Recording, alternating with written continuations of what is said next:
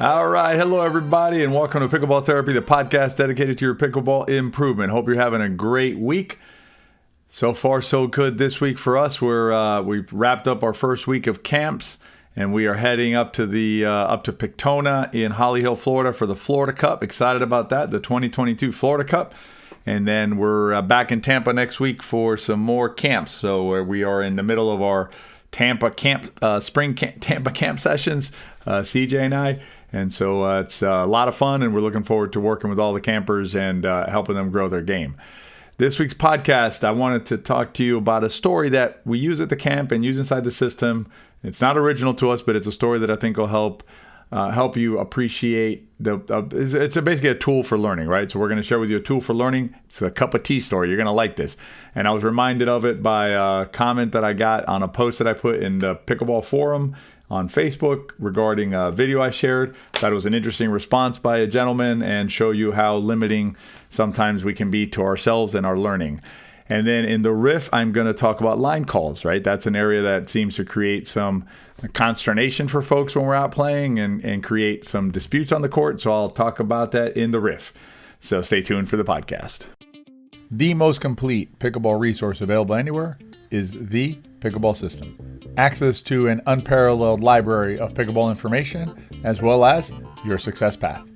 You can find out more at thepickleballsystem.com. I'll link to it below. This last week I posted on Facebook just sharing a video, right? It was a video that we had done several years ago called Cover the Middle. It's a really good concept. If you haven't seen it, I highly recommend you go check it out. It's called Cover the Middle. Basically, it talks about who covers the middle attack shot when you're on the return team, because one of the returners is moving up, or not one of the returners, the returner on the return team is moving up to the MVZ line. So basically there's a middle sometimes exposed, and so who should cover that ball?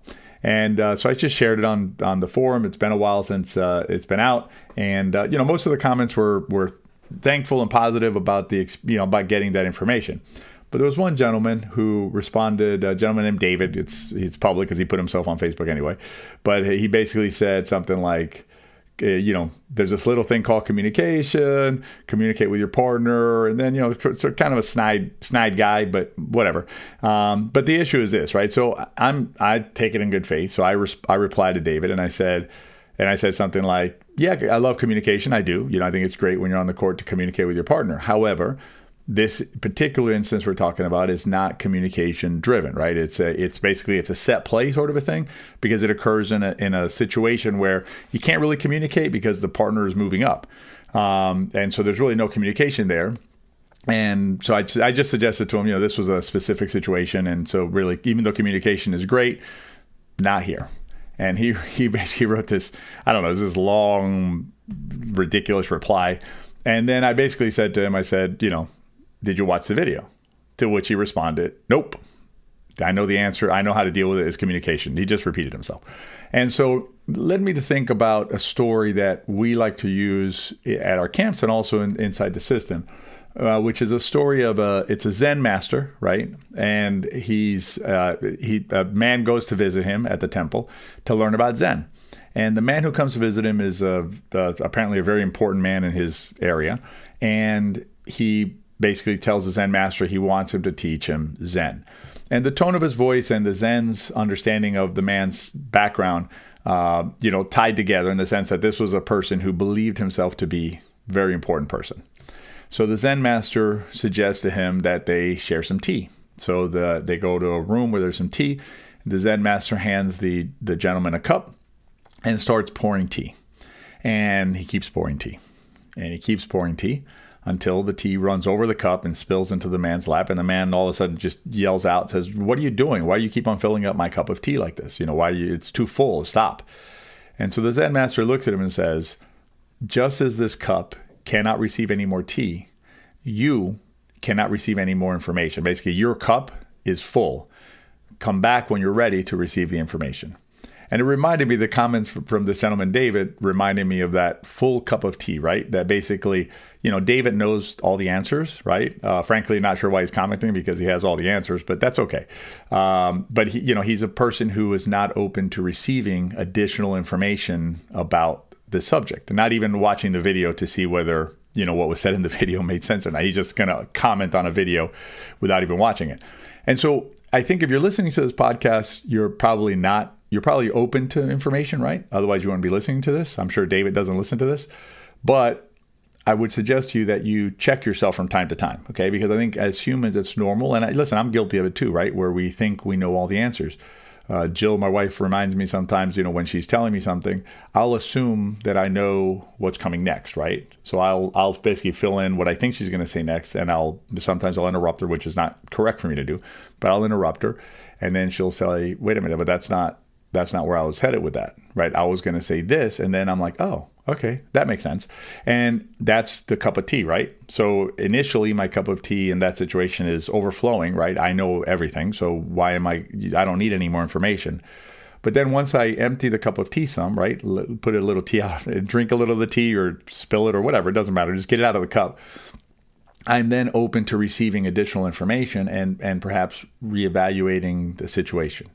And it's the same, again, for us when we're out, whether we're, listening to something or out on the pickleball court or whatever. Sometimes our cup of tea can get kind of full, right? And, we've watched the videos, we've seen the stuff, we've read the material. And so when we hear something that maybe doesn't agree with that, either we just throw it out right away, or we aren't willing to take it in and at least process it, right? Now, this isn't to say that you should receive everything that's said to you, right? I want to be clear about that. It's not like you need to be, okay, whatever you want to tell me, I'm open to it, right? I'm open to just doing it. But you should be open to receiving it in a way that you can at least process it and understand it. And that's frankly why CJ and I think it's so important for you not just to know the thing to do. A lot of times we get asked the question like, what do I do here? And that's fine to know that answer, right? That one specific answer. But it's better to really have an understanding, a growing understanding, right, of the entire framework of pickleball. Because then what happens is you have this cup of tea that can receive the information, you process the information, and you could say, okay, I'm going to take that information, I'm going to consume it, right? I'm going to drink the tea, and I'm going to add it to myself. Or I'm going to put that information to my cup of tea, I'm going to analyze it, and I'm going to just dump it out on the, into the sink, right? Because it's not something that once I've processed it, once I've analyzed it with an open cup of tea, open mind, right?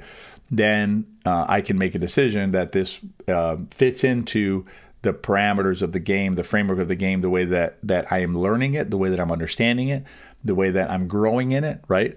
I can bring that into my game, or I can make the decision not to. So you have that, going back to the cup of tea, you have the cup of tea, it's empty, right? Which in David's case, it was not. So David, just to round out the story, David was not able to receive the information that was provided in that video, right? Which is about covering the middle in a very specific situation. And I'll tell you something, it's something that is super important when you're playing to be able to do this without, and there's no time to communicate. If you watch a video, you'll see what I'm talking about, cover the middle, where basically there's just you can't really communicate in that situation. The one player covers it because you're exposed.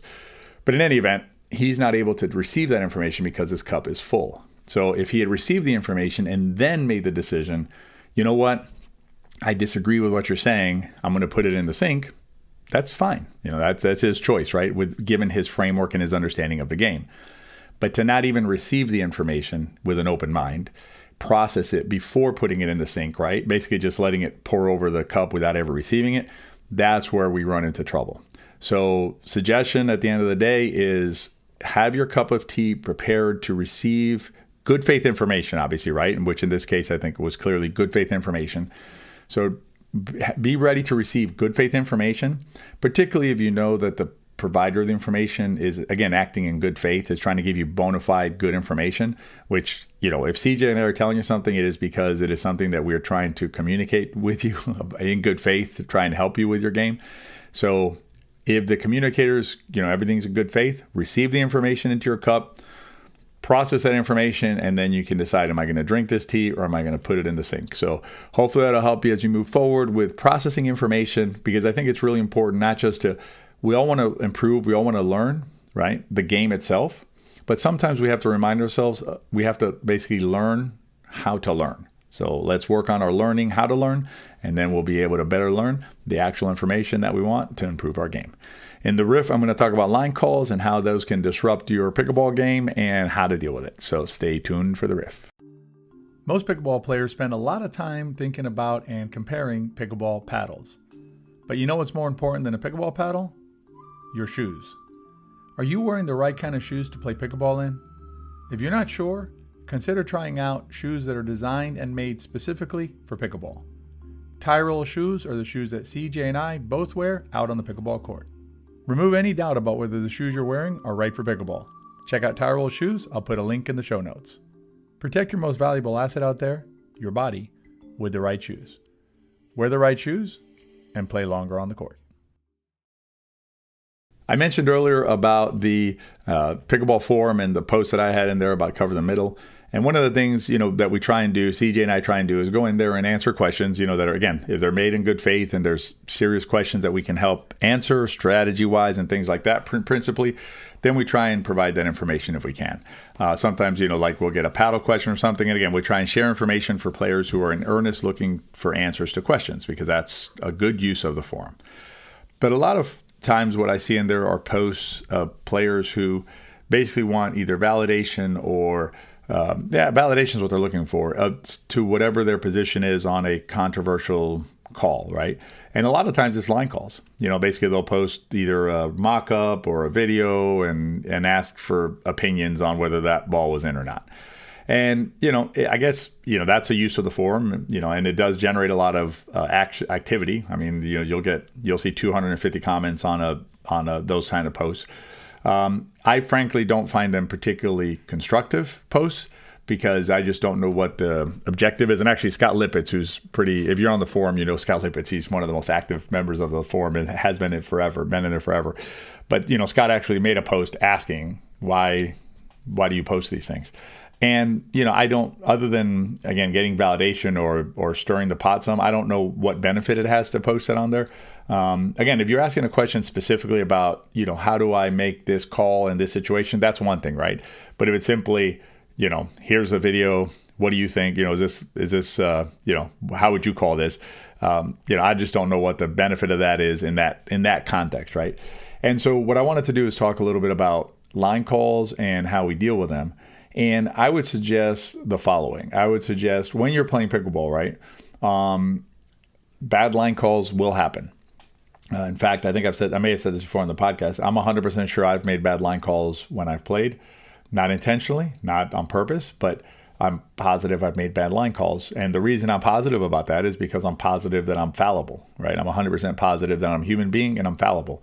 And I'm 100% sure that my eyes sometimes don't communicate clearly to my brain what's going on around in the world. In fact, if you just think about your optical system and how it works, it's based on like time delay, reconstruction of things, imputed colors.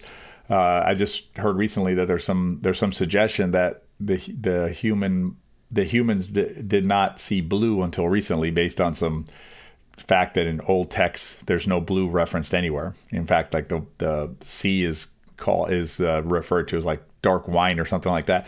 So, I mean, the point is that, we are all fallible, right? I think most of us, I would say, we walk through the world in good faith, trying to do the best that we can as fallible beings. And so getting torqued up about a line call made by an opponent, for the most part, I would say 95% of the time, is probably not worth it. And so what I would suggest to you is maybe a little bit of, I'm trying to think of the word. It's basically, it's forgiveness, but there's another word that's better for that. I'll try and think of it before the end of the podcast. But basically, where you understand that your opponent is just like you, just trying to get through life, trying to get through the game, trying to get through the situation as best as they can, doing the best that they can with a fallible set of tools available to them. And so unless you suspect, active malice, right? Unless you suspect, and there are some folks that will actively make bad calls, right? That's a different situation. And if you're dealing with someone who's actively making bad calls, in that situation, I think the solution is don't argue with them, right? Just whatever, let them have the call, I guess. And then, we have a piece called "No Thank You" on our website. You're welcome to read it at WeArePickleball.com in the blogs. But next time that paddle comes up with that player, you just don't play. You do not play with that player. And that is a much more constructive way of dealing with someone who is actively, engaged in active wrongdoing, as opposed to simply making a mistake on a call. And so, again, when you're playing, I would think you give the benefit of the doubt to your opponent. If they make a call that you disagree with, life, right? You just move on, play the next rally, and keep going, right? It's just keep playing. And then if it happens repeatedly, and it's something that it seems like it's a trend of this person or a habit of this person, you can choose to have a conversation with them, I guess, if you want to, and find out where they're coming from. Maybe they have a problem with their vision that you don't know about. I don't know. It could be something like that. But if you think it's malice, right? If you think it's intentionally malicious, like, intentionally making the wrong calls every time, or not every time, but when they do it, then I would suggest simply not playing with that person rather than engaging in a tit for tat back and forth on particular line calls. Because here's the thing. If they're coming at it with malice, then your arguments with them aren't going to hold sway anyway, right? Because they're not coming from a place of good faith. So those are my recommendations on line calls. Hopefully that'll help you enjoy yourself more out there. I've heard of games actually falling apart because of line calls. In other words, like people walking off the court, friends, not like the malice situation. And that's unfortunate. And so hopefully that'll help you just maintain some perspective when you're out there and dealing with adverse situations, which can come up when you're playing pickleball. So I hope you enjoyed the podcast this week. Hopefully those tips will help you. Remember to keep an open mind, keep that cup empty, receive information from good faith folks, and process it within your growing framework of the game. If you enjoyed the podcast, please rate and review it. It really helps us reach other players. And as always, share it with your friends. If you enjoyed it, they probably will too.